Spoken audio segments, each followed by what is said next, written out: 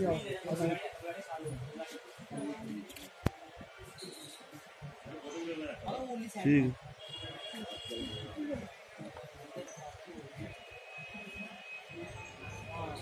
इसमें चेकिंग के दौरान रखेनी नाके में जब हम चेकिंग नाका लगाते हैं, रात को 2:30 बजे एक ट्रक आ रहा था, एप्पल लोडेड ट्रक। उसका driver Veer Singh son of Teja Singh आरो अमृतसर था। उसकी चेकिंग में टूल बॉक्स में से ऐसे तो एप्पल लोडेड थे ट्रक में, लेकिन टूल बॉक्स में उसने 5 बोरियां छुपाई हुई थी जिनको खोलने पे भुक्की पाई गई।